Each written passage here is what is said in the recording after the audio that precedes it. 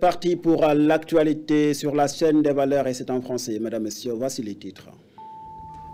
Repenser le schéma de développement des chemins de fer au Sénégal, un comité stratégique annoncé par le gouvernement. Bassirou Diomaye Faye, entre réforme et continuité, le chef de l'État passe 100 jours à la tête du Sénégal. L'armée de l'air en fête samedi sur le thème la coopération civilo-militaire, levier de développement. La fête patronale 2024 a été célébrée ce mercredi à la base aérienne Andala Cissé de Ouakam. Incitation fiscale et promotion du civisme, les impôts et domaines lancent le prélèvement de conformité fiscale. C'est un outil nouvel qui mobilise les recettes avec des cibles bien déterminées. Voilà le sommaire. Tout de suite, le développement.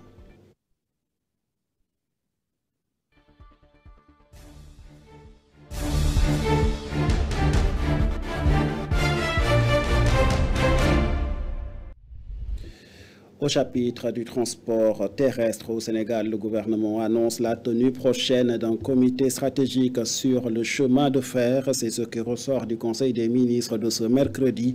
Pour le moment, pas de date retenue pour cette rencontre, mais le président de la République a engagé le gouvernement dans l'élaboration d'un schéma national de développement de la ligne ferroviaire au Sénégal. Faisons le point avec Dora Rafal. Le président de la République, Bassirou Diomaye Faye, a demandé mercredi au Premier ministre Ousmane Sonko de réfléchir à la tenue prochaine d'un comité stratégique consacré à la politique ferroviaire du Sénégal. Selon le communiqué du Conseil des ministres, cette rencontre, dont la date n'a pas été précisée, va servir de cadre institutionnel innovant de supervision, de coordination et de suivi de la mise en œuvre de la nouvelle politique ferroviaire du Sénégal.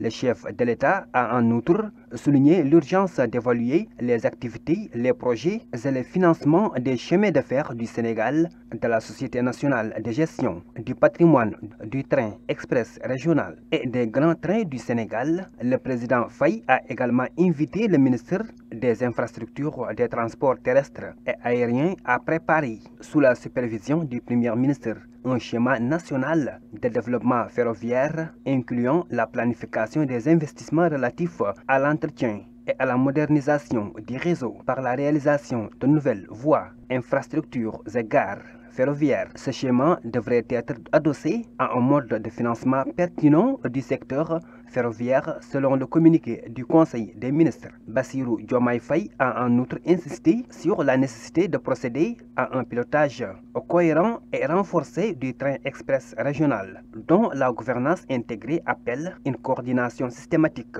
au niveau interministériel. Il a ainsi demandé au chef du gouvernement de veiller à la consolidation des activités de la PIX, de la SENTER et de la SETER, compte tenu d'une part des enjeux techniques et financiers du TER et d'autre part du développement continu de la plateforme de l'aéroport international Blaise Diagne. Bassirou Diomaye Faye, 100 jours à passer à la tête de l'État du Sénégal. Les premiers pas dans la gestion du chef de l'État intéressent les Sénégalais. Sa vision de rupture systémique qui repose sur deux grands enjeux que sont le développement et la résolution des urgences au Sénégal occupe tous les débats. Peut-on à ce stade de l'actualité parler d'un premier bilan pour le chef de l'État? L'analyste politique pense qu'il est encore tôt de le faire. Mamadou Sy Albert est joint au téléphone par Dora Rafal.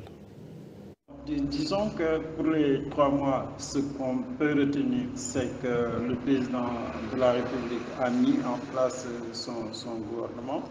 Le gouvernement est en train de travailler sur deux grandes questions, c'est la stratégie de développement et le plan d'urgence. Maintenant, à côté, il y a une gestion au quotidien de l'État. Le bilan ne peut pas être fait de manière peut-être globale, mais on sent que l'équipe gouvernementale est en place, que c'est une équipe qui se met en place. Maintenant, on ne peut pas parler précisément de résultats, sauf peut-être que le gouvernement est là, on a 25 membres, on a 5 ministères délégués, donc du point de vue de la gouvernance, on a la taille gouvernementale. Du point de vue des réformes, il y a beaucoup de réformes qui se dessinent à l'horizon.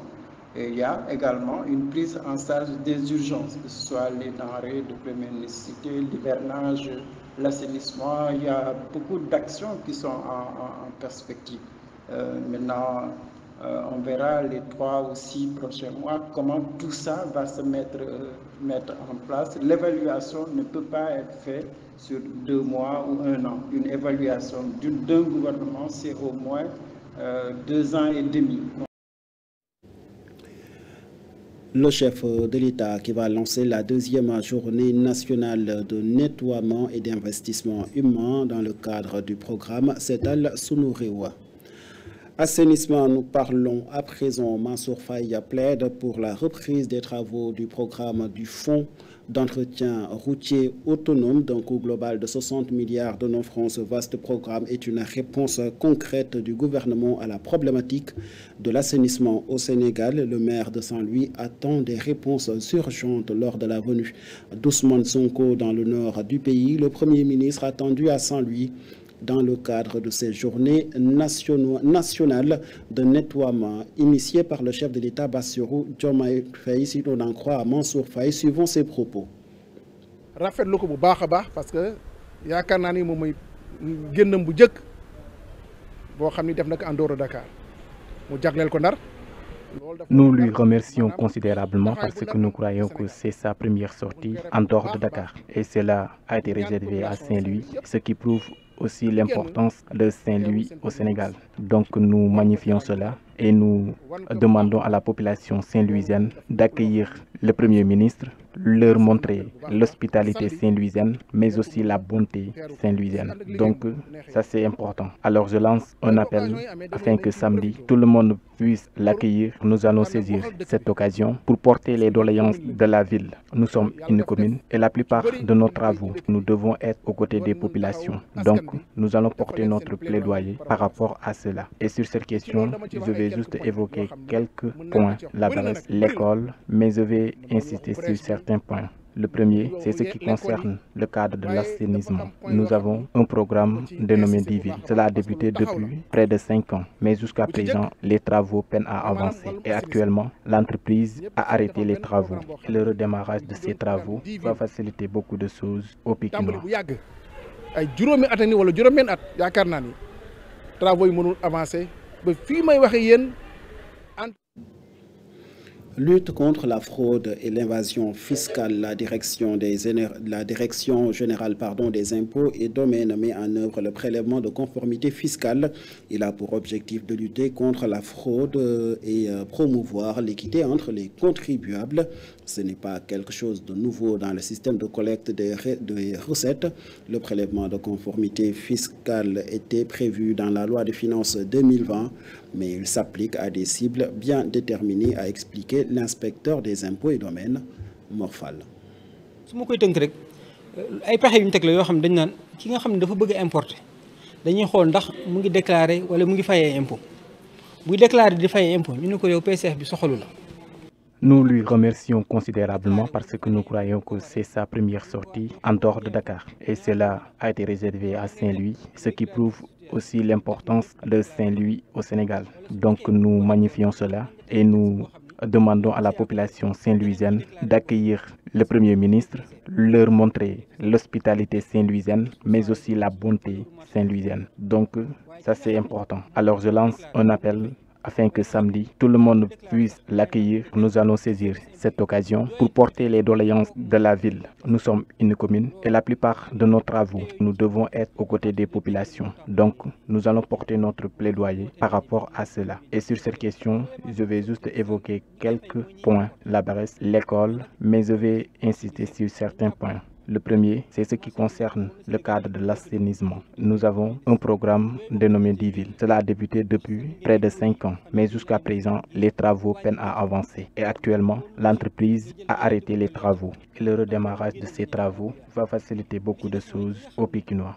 Day importer ay auto. Loolu tamit génne nañ ko parce que douane am na dispositif bu ñu tuddee guichet unique boo xam ni dinañ mën a contrôler loolu lépp Sall n'est plus membre de l'Alliance pour la République. L'ancien maire de Guédiawaye a livré cette information hier sur le plateau de la télé Futur Média. Je ne suis plus militant de l'Alliance pour la République de ces mots. Je suis en train d'observer, même si je discute beaucoup avec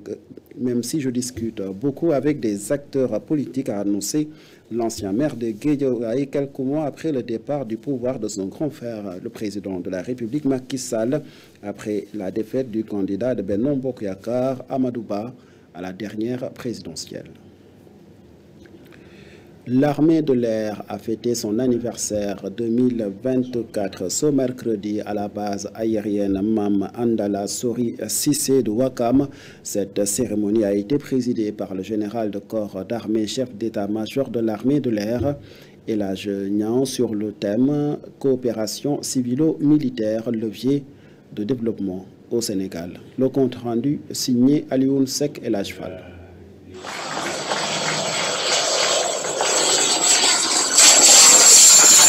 La base aérienne Capitaine Mame Andala Paul Sori Cissé de Ouakam a abrité la fête patronale de l'armée de l'air, une occasion solennelle de communion et de partage des valeurs fondamentales de professionnalisme et de responsabilité dans les armées. Au lendemain de notre accession à la souveraineté internationale, notre pays s'est retrouvé au début d'un long processus de construction de l'unité nationale tout en donnant corps à ses aspirations légitimes de développement socio-économique. Il s'agissait de mobiliser les forces vives de la jeune nation sénégalaise dans toute sa diversité pour créer une synergie empreinte de solidarité républicaine et impulser une dynamique authentique de construction nationale, durable et inclusive. Matérialiser la collaboration civilo-militaire, l'armée sénégalaise est au pied d'œuvre. L'expérience et l'expertise des armées, enrichies au fil des années par les valeureux anciens au parcours élogieux, ont contribué à bâtir l'architecture d'une défense nationale au service du développement. D'où la pertinence même du concept armée-nation, qui inspire le thème de cette édition, la coopération civilo-militaire, levier de développement. La fête de l'armée de l'air est une occasion pour le chef d'état-major de partager sa vision au sein de l'Institut commandé depuis le 1er décembre 2023. Notre espace aérien est devenu plus sûr et mieux protégé. Des radars performants scrutent le ciel, jour et nuit, pour détecter et suivre tous les mouvements d'aéronefs dans notre espace aérien national. Ce dispositif crucial de la prévention des intrusions des activités aériennes suspectes sera complété par l'acquisition d'avions de chasse à réaction capables de réagir sur tout le spectre de la défense aérienne. Cette fête patronale de l'armée de l'air a été clôturée par des remises de médailles suivies d'un défilé devant plusieurs officiels militaires et paramilitaires. Cette fête du patronal a été l'occasion pour le général de corps d'armée Elhadj Niang de réaffirmer l'engagement des forces de défense et de sécurité à servir la nation sénégalaise. Le chef d'état-major de l'armée de l'air a annoncé le renforcement des capacités de surveillance et d'intervention des forces de défense et de sécurité, notamment en milieu maritime dans ce contexte d'exploitation du pétrole et du gaz. Il est toujours au micro de El Hadj Fall. La célébration de la fête de l'armée de l'air représente pour nous les aviateurs, une occasion de réaffirmer devant le commandement et les autorités présentes notre détermination et notre engagement à servir la nation. Dans un monde marqué par un regain de conflictualité nourrie par des crises aux causes complexes et aux conséquences dramatiques qui menacent la paix et la cohésion nationale, nous avons l'obligation, comme nous l'enseigne notre devise, Semper Expedite, toujours prêt. À l'image alors du petit colibri, pleine de conviction et de volonté, malgré ses moyens limités, et qui faisait sa part pour éteindre l'immense incendie qui terrifia tous les animaux impuissants et réduits en observateurs, l'armée de l'air fera également sa part et la fera bien. À l'aune de l'exploitation des gisements pétroliers et gaziers, nous travaillerons à renforcer les capacités de surveillance et d'intervention en milieu terrestre et maritime, afin de préserver davantage toutes les ressources de la nation, mais aussi d'assumer notre responsabilité régalienne de porter assistance à tout vecteur en détresse dans l'immense région d'information de vol de 8 km² de superficie. Je ne saurais conclure sans exprimer au commandement les sincères remerciements des aviateurs pour son soutien constant. 2 millions de francs CFA plus du matériel emporté par les flammes. C'est le bilan d'un incendie qui s'est déclaré hier soir vers 2 h du matin à Fass Delorme. Interpellés, les éléments des sapeurs-pompiers ont maîtrisé le feu très tôt. Cependant, la cause de cet incendie reste pour l'heure inconnue. Mohamed Sidibé est le propriétaire de cette blanchisserie. Il s'exprime au micro d'Alioune Seck. Bon, man dañoo wàccoon ni ba tëj rek yéeg ci kaw di xool ay yooyu nekkoon ci kaw bàyyi ay machines yu nekk di tàkk ci biir. Oui, j'ai été surpris par cet incendie. J'avais déjà fermé boutique à la descente. Aussitôt, on m'a signalé que le magasin a pris feu. 15 minutes après, j'avais essayé d'entrer dedans, mais il m'a été impossible. C'est par la suite que j'ai interpellé les riverains. C'est ainsi aussi qu'on a appelé le sapeur-pompier. Bon, on a perdu beaucoup de choses. Il y avait des machines à laver, il y avait aussi une somme d'argent, des fers de repassage, des téléphones portables et des caméras de surveillance. En tout cas, tout est réduit en cendres et on a perdu une somme estimée à une valeur de 2 millions francs CFA. Il y avait des téléphones et 3 machines à laver. J'ai tout perdu, tout est réduit en cendres.